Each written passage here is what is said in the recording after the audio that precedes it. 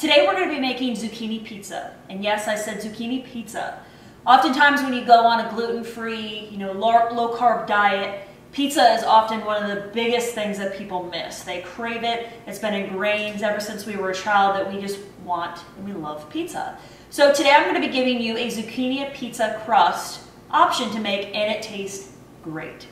So what we're going to start with is that we want to shred our zucchini. So I have a little shredder here. You are going to shred, you want about 2.5 cups of shredded zucchini.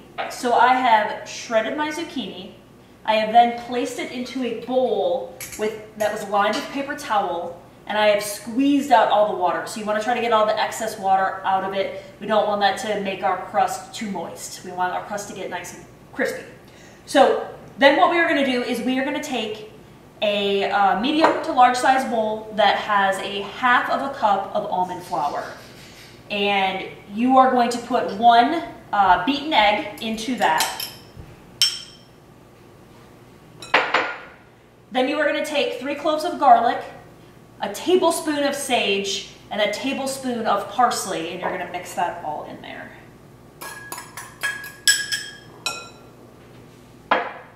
Then you will take your shredded zucchini and you will put that into the bowl, and this is going to be the base for our whole entire crust. You will take all those ingredients and mix them up very well so they are all nice and very well incorporated together.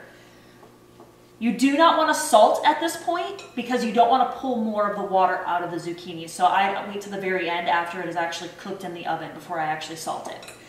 You then want to take a cookie sheet that has been sprinkled with almond flour, just to give it kind of a base. Instead of using regular flour, you'd use almond flour, on parchment paper. So we're going to go ahead and we're just going to spread this out till it's very, very thin, maybe about 1/4 to 1/2 of an inch in thickness. If you like your pizza a little bit thicker, you can make it thicker. If you want it thinner, you can make it a little bit thinner. It's kind of up to you.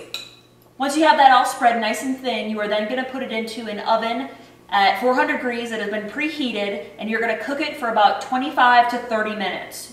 Towards the end of that time, you're definitely going to want to keep an eye on it because the outer edges of it could start to get a little bit burnt, so you do want to keep an eye on that. So we're going to go ahead and get that in there, and then you're going to need a food processor to be able to make the pesto. You can also buy your pesto if you don't have the time to be able to make this. I prefer to make my own pesto, plus I have a ton of basil that I need to use right now.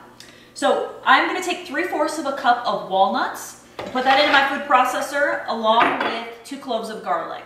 So we just want to, since these are large chunks, we want to go ahead and pre-blend them a little bit before we put the basil actually in there. You want to blend that till it's nice and thin, even starting to get a little bit sticky. Now you can also use almonds, you could use pine nuts if you really wanted to, cashews. I just had walnuts, so that's what I'm doing today. We are then going to put some salt in there. You can just eyeball it, maybe a teaspoon. Some pepper.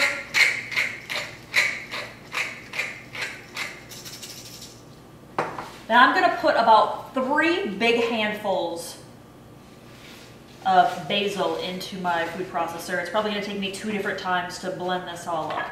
Once it's fairly blended, there's one last ingredient we got to put in there. It's going to be 3 tablespoons of olive oil. And if you don't have all the basil on hand, you can also use spinach in place of that. Do a little bit of a combo, still keep that green color. Blend it up one last time. So that's going to be our sauce for our actual zucchini pizza. Next, we're going to be moving on to the toppings. So I'm going to be using a grass-fed ground beef that I'm going to saute up and then add some onions in there. And we'll do that here in just a second.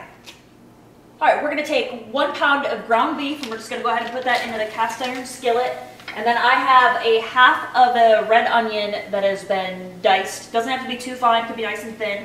And we're just going to saute that all so it's all nice and cooked together. All right, our pizza has been in the oven for 25 minutes and it is looking good. The ends are starting to get a little bit brown, and that is exactly when you know it is ready to come out.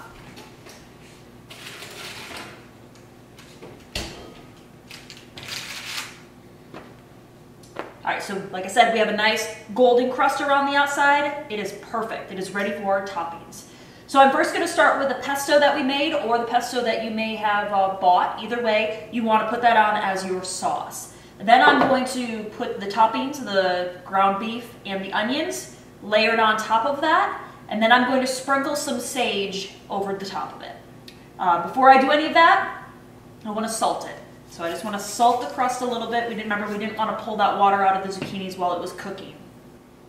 Now I did not use all of my pesto. I used about half of it, just enough to put a thin layer on the actual crust itself. You don't want it too thick or overpowering. So if you're just buying it, just use enough to coat the bottom. I've got my toppings on there. Now I'm just going to sprinkle chopped sage on the top, and then this is going back into the oven. Same temperature, 400 degrees, for about 6 to 8 minutes. You just want to heat up and have everything kind of combined there.